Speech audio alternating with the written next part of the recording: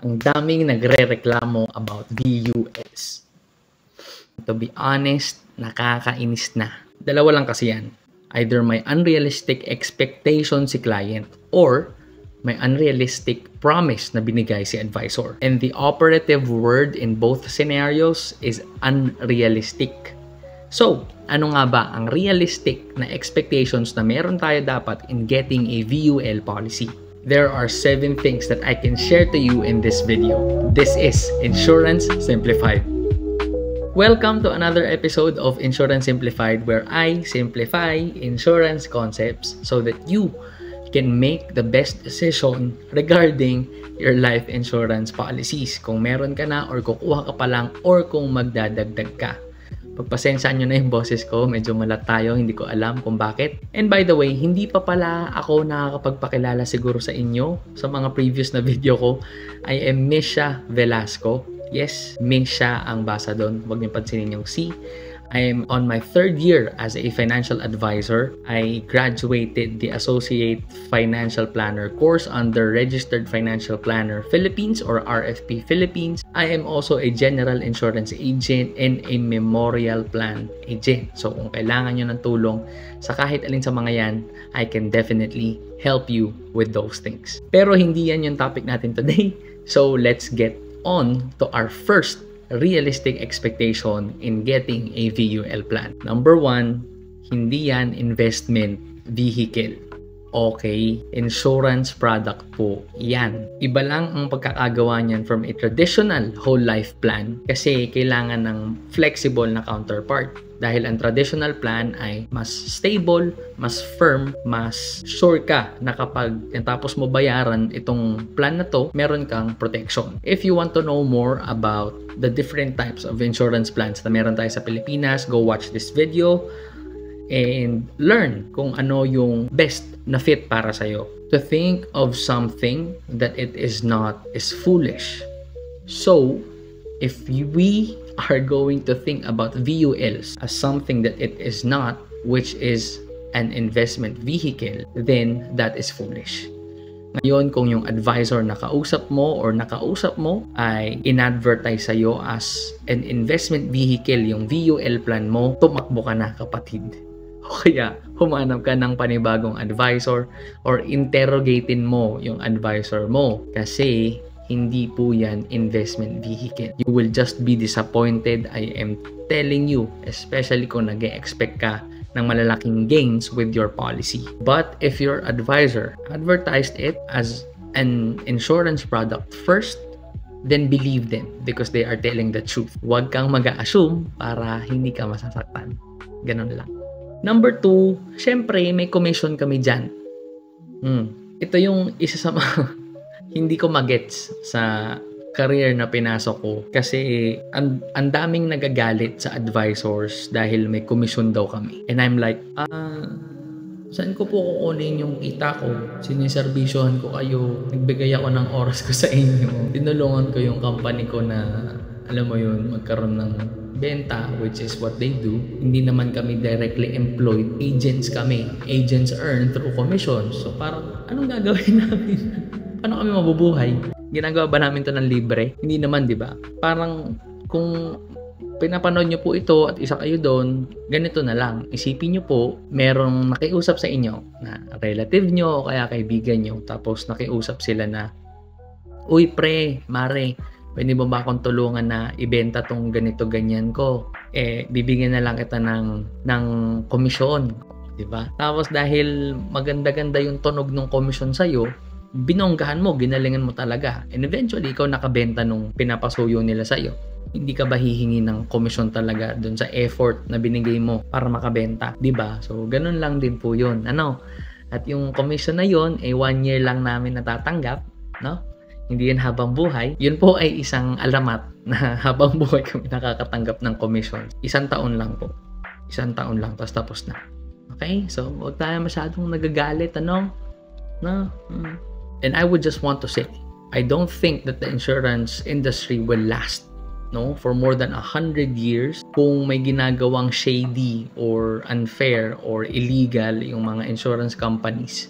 by robbing their clients and using that money to compensate their agents. No? Hindi po siya magwo-work ng ganun. May matinding imbalance doon. And eventually, magbabagsak yung kumpanya kapag hindi tama yung paggawa nila sa mga ganong structure in business. So, yun. Number 3, ito po yung medyo feeling ko iniiwasan siya ng mga advisors kasi nakaka-discourage siguro or baka matakot yung client na kumuha or siguro hindi rin ma-explain talaga. Which for me, to be honest, may idea po ako kung saan ginagamit tong mga charges na to. For example, ito yung policy fee, yung monthly load, yung fund management charges. Dahil since may investment funds na connected dun sa policy natin, may nagmamanage po nito. And yung mga nagmamanage nito, kailangan nilang kumain sa araw-araw at may pamilya rin silang binubuhay. Kaya merong charges. Yun yung sweldo nila. And lastly, yung cost of insurance. These charges po are necessary for the company to operate. Siyempre, dapat may perang pumapasok sa kanya para tuloy-tuloy yung business, di ba?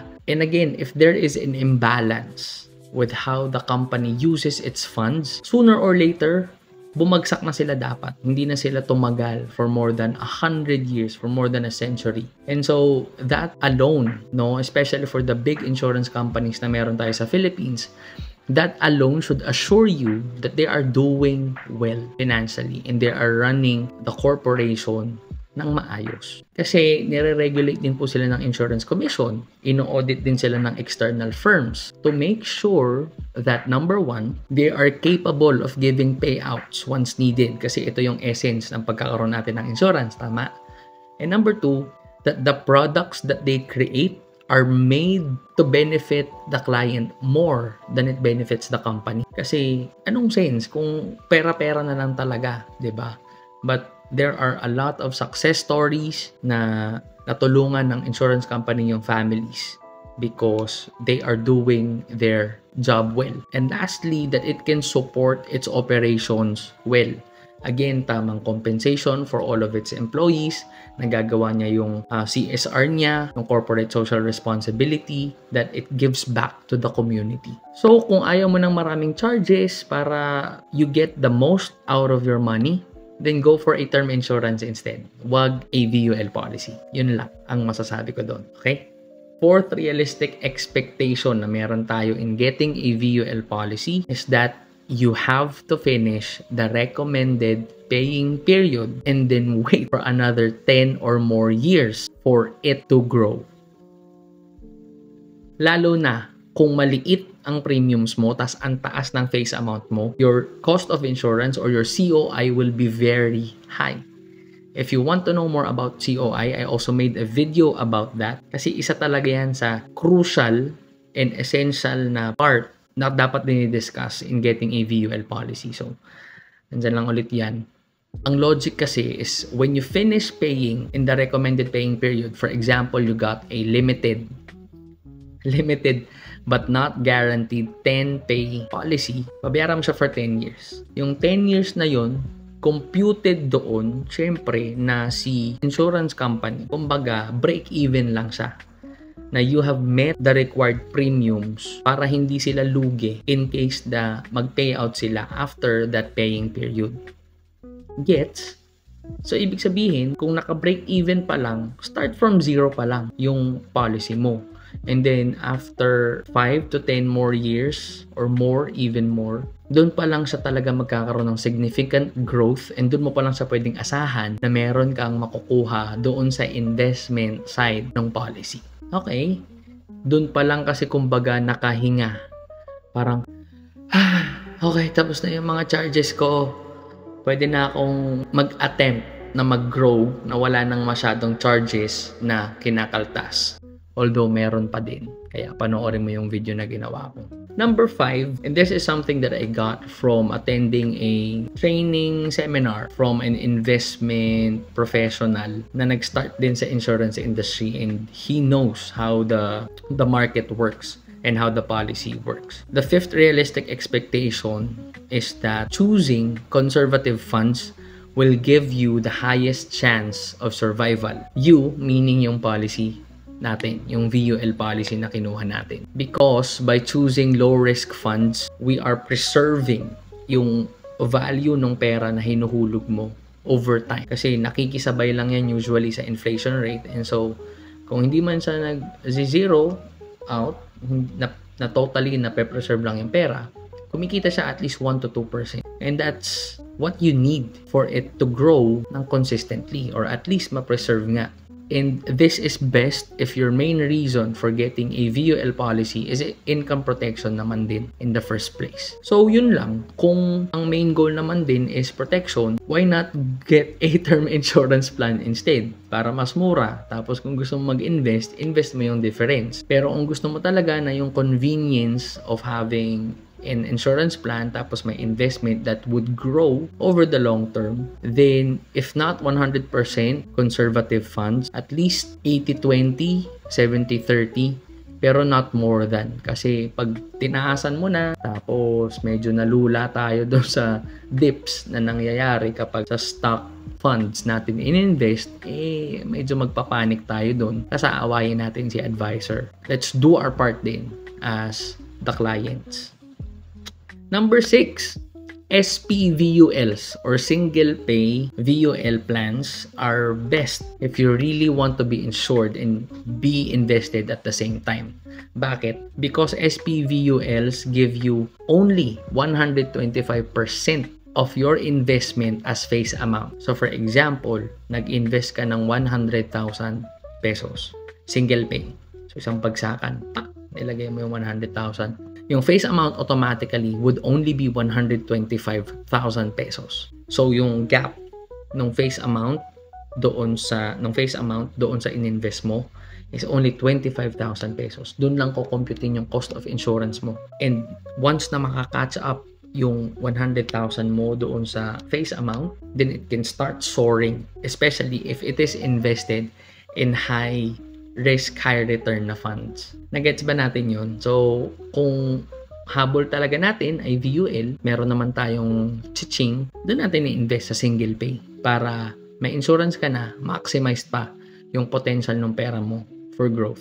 But mind you, since it is a single pay premium, medyo mas mataas yung requirement na kailangan dyan. So, like I said, 100,000, I think that is the minimum for the most products na single pay sa Philippines. But I'm not sure. If you know a product na more than below 100,000 pesos, then please comment it below so I know and I can study about it. One of the best uses though for SPVULs are for keyman insurances para sa mga business owners natin and for estates sa paglilipat natin ng pera to the next generation. If you're interested in that, please message me or comment or kung ano man. Basta get in touch with me and I will help you learn more about that or get started with a plan for that. And the last realistic expectation na meron tayo dapat sa VULs is that VUL serves its purpose.